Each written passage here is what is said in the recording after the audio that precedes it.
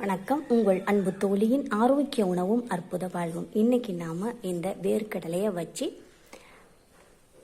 ஒரு ஸ்வீட்டான powder ready பண்ண போகிறோம். அது ஒன்றும் இல்லை, வேர்க்கடலை ஸ்வீட் பவுடர். ரொம்ப சிம்பிள், எல்லாருமே செய்யக்கூடியது. நம்ம எப்போவுமே நம்ம பல்லில் போட்டு நல்லா கருக்கு முறுக்குன்னு எதாக இருந்தாலும் கடிச்சு சாப்பிடணும் அப்படின்னு ஒரு ஆசை வரும். அதே ஆசை அந்த பல்லு இல்லாதவங்களுக்கும் இருக்கும்னு யாருமே நினைக்கிறது கிடையாது. அவங்க ஒரு நேரத்தில் பல்லு இருக்கும்போது கருக்கு முறுக்குன்னு கடிச்சு சாப்பிட்டவங்க தான். பல்லு கொட்டிடுச்சு, ஆனால் அது மாதிரி சாப்பிடணும் அப்படின்னு ஒரு ஆசை. ஆனால் கருக்கு முறுக்குன்னு கடிச்சு சாப்பிட முடியாது அவங்கனால. அதுக்கு நாம் என்ன செய்யலாம்? இது ரொம்ப ஹெல்த்தியானது. இதை நாம் வறுத்து இது கூட கொஞ்சம் வெள்ளைக்கட்டி நசுக்கி போட்டு சேர்த்து கொஞ்சம் ஏலக்காய் வேணும்னாலும் சேர்த்துக்கலாம். வாசத்துக்கு பவுடர் பண்ணிட்டு அவங்களுக்கு கொடுத்தோம்னா சந்தோஷமாக வாங்கி சாப்பிடுவாங்க, ஹெல்த்தியாக இருப்பாங்க. இது சாப்பிட்றதுனால எலும்புக்கும் பற்களுக்கும் ரொம்ப நல்லது. நல்ல அழுத்தத்தை கொடுக்கும், ஹீமோகுளோபினை பெருக செய்யும், இரத்த சோகையை தடுக்கும், ஸ்கின்னு நல்லா பளபளப்பாக வச்சுருக்கும்.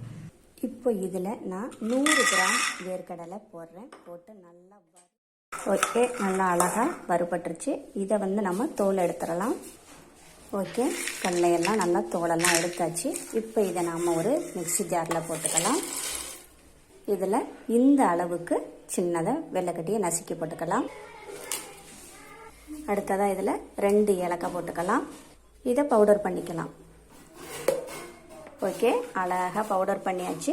இதை குழந்தைங்கலேருந்து பெரியவங்க வரைக்கும் பல்லு இல்லாதவங்க எல்லாருமே சாப்பிடலாம். ரொம்ப ஆரோக்கியமானது. அடுத்ததாக இதில் இன்னும் ஒரு 100 கிராம் கடலை வறுத்துக்கலாம். தோல் எடுத்தாச்சு. இப்போ நம்ம இதை பவுடர் பண்ணிக்கலாம். பவுடர் பண்ணியாச்சு. அடுத்ததாக ஒரு பிளேட்டில் லைட்டாக எண்ணெய் விட்டு ஃபுல்லாக தடவிக்கலாம். அடுத்ததாக அதே பாத்திரத்துலையே நம்ம பாகும் காய்ச்சிக்கலாம். நான் 2 வெள்ளைக்கட்டி போட்டிருக்கேன்.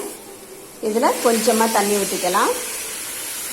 2 வெள்ளைக்கட்டிக்கும் 100 ml தான் தண்ணி ஊற்றிருக்கேன்.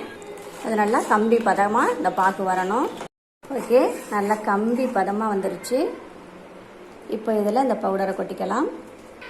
நல்லா மிக்ஸ் பண்ணி விட்டுட்டு ஓகே, இப்போ ரெடியானதை இந்த பிளேட்டில் ஊற்றிடலாம். இது ஆறி வர்ற நேரத்தில் லைட்டாக நம்ம இதை கட் பண்ணி விட்டுக்கலாம். இது நல்லா ஆறுனதும் கையில் லைட்டாக ஆயிலை தொட்டுட்டு நம்ம என்ன செய்யலாம்னா கொஞ்சம் கொஞ்சமாக எடுத்து இது மாதிரி உருட்டிக்கலாம். எல்லாமே ரெடி பண்ணியாச்சு. இப்போ நம்ம லாலிபாப் மாதிரி எடுத்து சாப்பிடலாம். தேங்க்யூ.